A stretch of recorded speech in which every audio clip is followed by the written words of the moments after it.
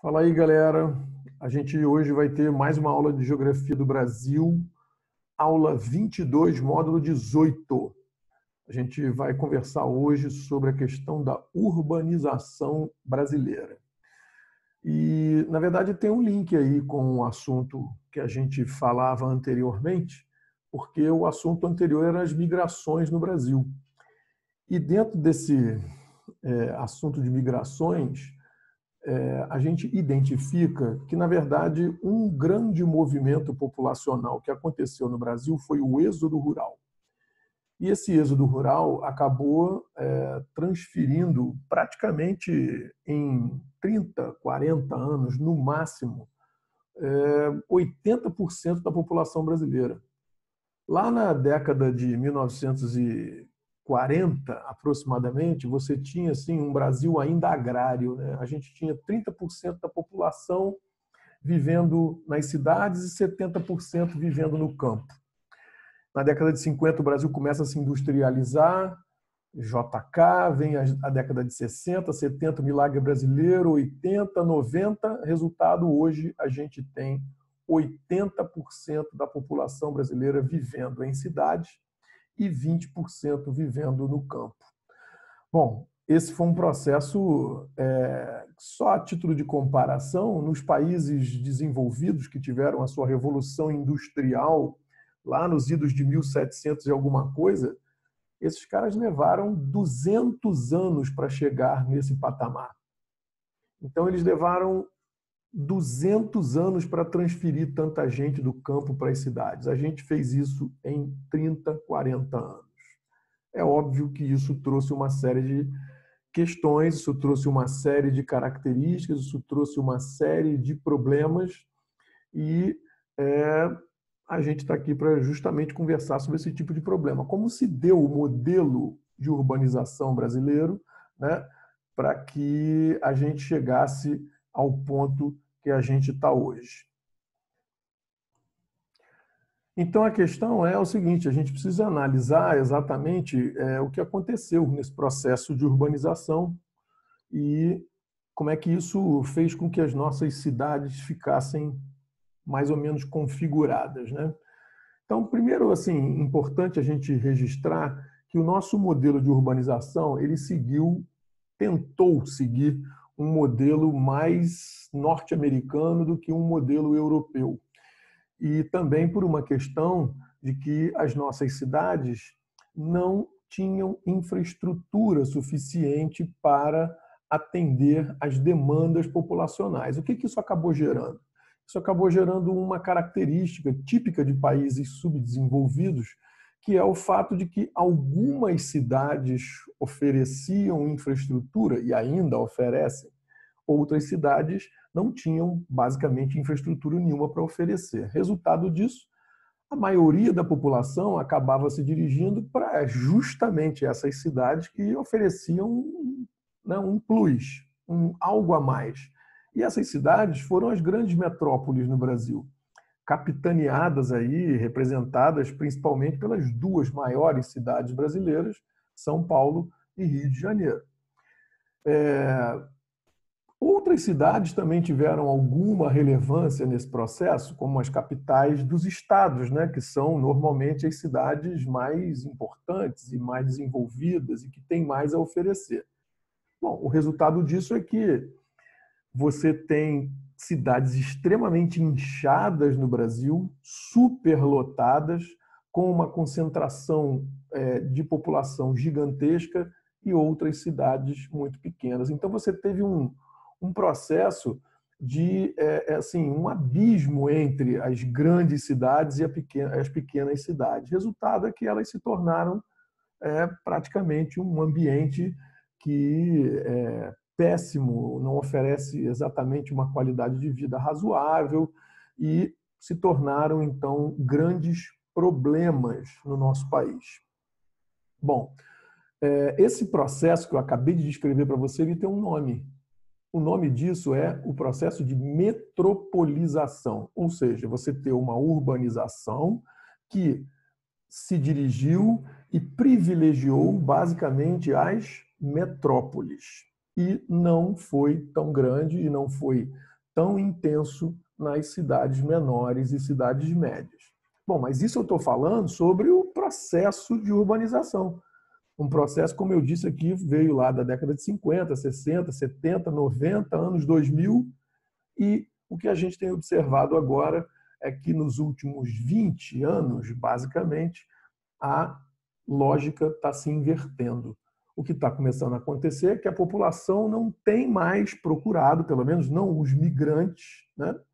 Não a população que está indo para alguma cidade, que, no fundo, hoje o que está acontecendo é que está havendo uma busca maior pelas cidades médias no Brasil. Essas são as cidades que estão crescendo e apresentando um processo mais acelerado. E as grandes metrópoles estão começando a dar sinais de que essa curva de crescimento está começando a achatar ou pelo menos inverter. Bom, então se antes a gente chamava o processo de metropolização, quando a gente está vendo um crescimento das cidades médias, a gente então reconhece que existe um processo diferente, que já é o contrário, e sim chamado de desmetropolização.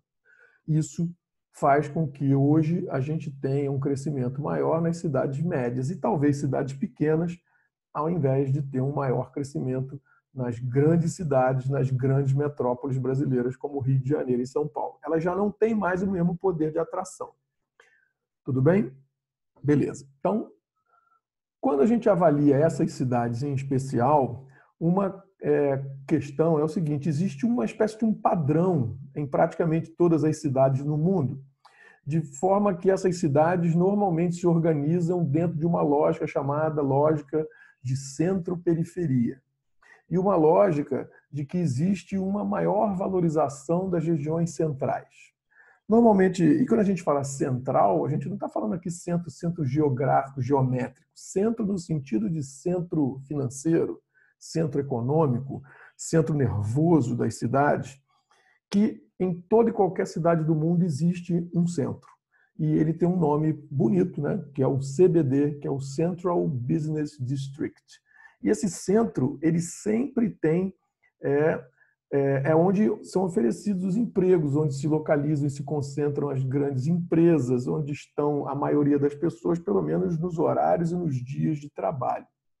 Normalmente são partes da cidade que não têm uma função residencial, muitas vezes têm uma função comercial, às vezes industrial em algumas cidades, mas o que tem acontecido é que algumas cidades têm mandado as suas indústrias para a periferia. O que acaba acontecendo? Esse centro valoriza e a periferia tende a desvalorizar. Veja bem, galera, estamos falando aqui sobre uma cidade de um país pobre, né? Onde as dificuldades de deslocamento dentro dessa cidade são grandes, são gigantescas. Então, por isso que as populações mais pobres são, em princípio, enviadas para a periferia.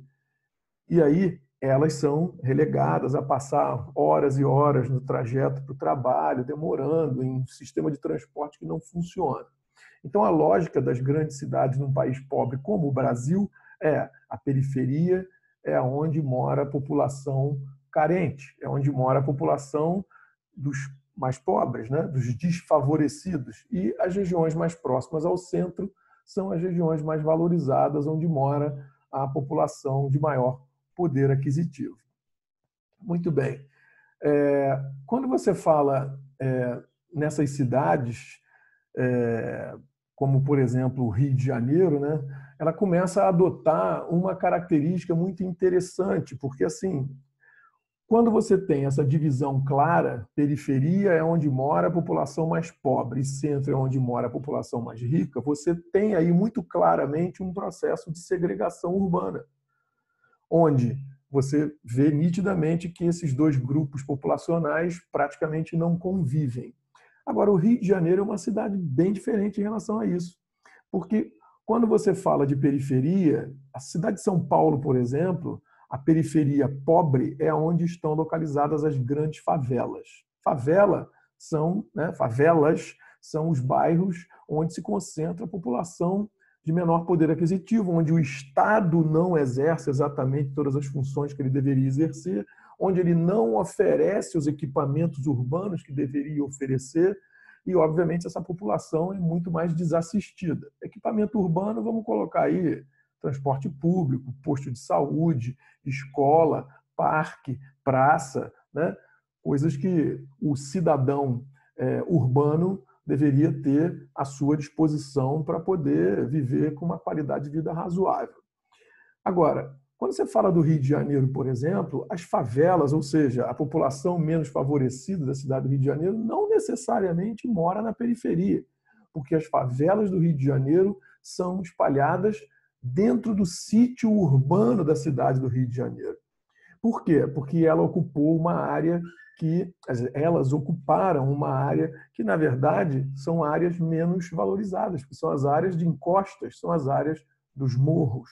Por isso que no Rio de Janeiro, favela é sinônimo de morro e morro é sinônimo de favela. Mas isso não é uma lógica tão clara nas outras cidades.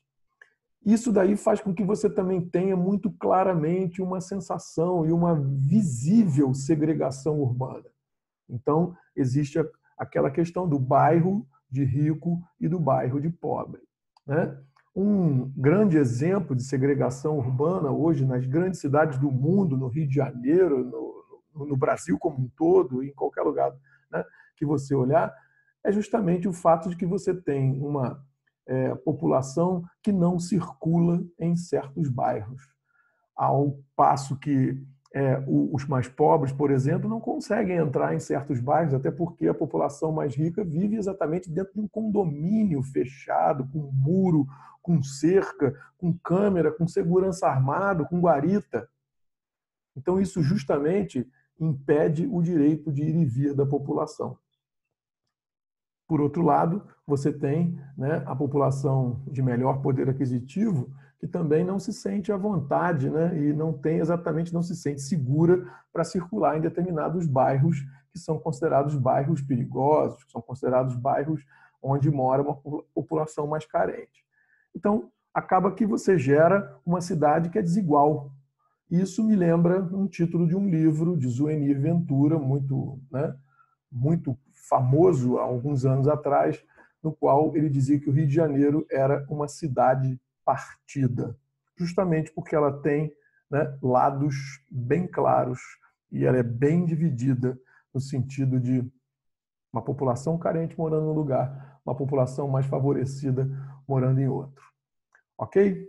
Galera, então, iniciozinho aí do assunto, depois a gente dá continuidade e fala mais um pouquinho sobre a questão da urbanização brasileira. Falado? Grande abraço, fiquem bem, tudo de bom.